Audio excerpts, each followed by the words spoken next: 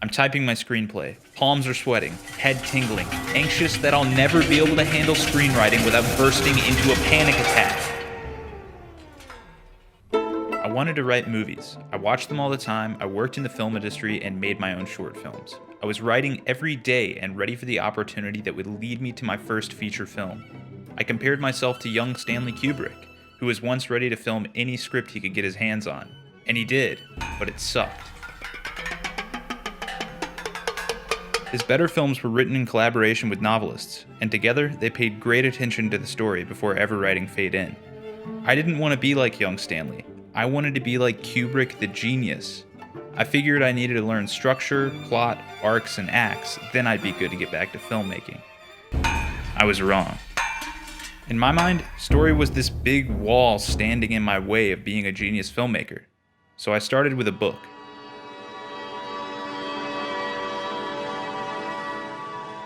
The incessant mass of charts and diagrams were much to my dismay. But surely the skills were in me and I just needed to get them out. So I picked a novella off the shelf and decided to adapt it into my first screenplay. As Kubrick says, once you have your book, it just becomes a matter of breaking the thing down to a structure that seems to still be truthful while not losing the ideas, the content, and the feeling of the book. I followed this advice for a month of writing 8 hours a day, which was double time of what Kubrick spent on 2001. I was living the life of an auteur. Then I looked at my work. A 170-page Google Doc of ideas around a book I had no rights to, and I couldn't have even begun to tell you how it was a good story or what the story was at all. Novelist Ray Bradbury had advised against this kind of thing all along. The problem with novels is you could spend a whole year writing one, and it might not turn out well because you haven't learned to write yet. But the best hygiene for beginning writers or intermediate writers is to write a hell of a lot of short stories. To reduce the scope of my writings would have been a blow to my ego at this point. Kubrick didn't write shorts. I decided to read classic novels. The idea was that I'd consume the greatest stories of history and form my own observations. Better not to have some McKee guy trying to water it down for me. Besides, this was more like Kubrick.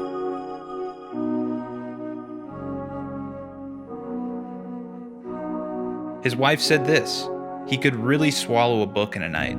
He didn't sleep very much. He was voracious. But now I'd spent months doing nothing but reading. I felt disconnected from the dream of Stanley and began to doubt it as a whole.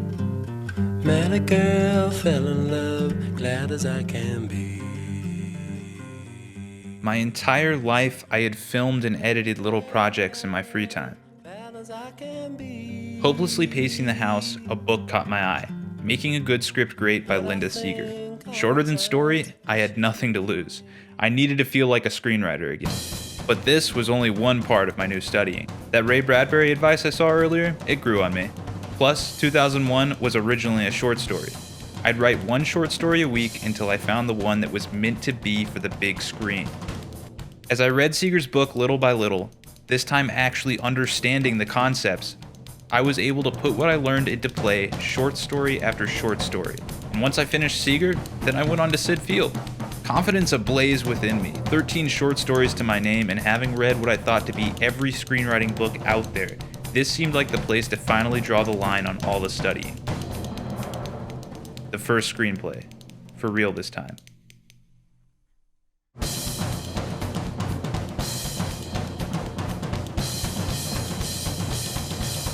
I did it, wrote the first draft. It sucks, but that's what rewriting's for. So I opened the script back up and began typing, but something's wrong. I feel like this script can't be saved no matter what I do, that it's broken at its core, that the story itself is flawed and I have no idea what it's actually about. On the verge of a panic attack, I stopped everything. Had this year of studying gone to waste? I laid awake comparing myself to young Stanley. Then I saw the picture. On set of his first movie, surrounded by sullen faces. Even his wife at the time looks like she doesn't want to be there. But look at Stanley. At least he enjoyed making his sucky movie. Look at that smile.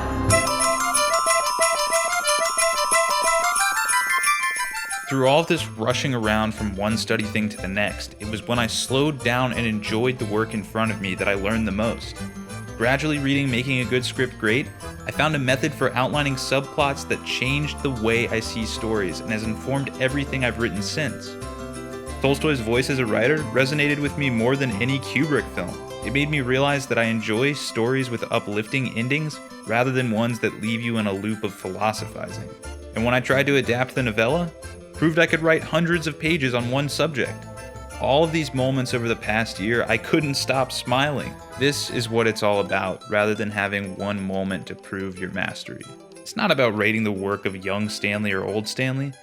There was something that he had all along. Through facing constant challenges in a life of studying, he did so with a smile. It even changed those around him. If I want to be like Stanley, I'll have to continue learning story for the rest of my life.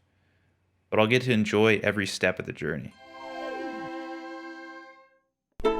If you enjoyed this video, make sure to stick around. More videos are on the way as I continue to learn storytelling and filmmaking each week. Until next time, keep smiling like Stanley.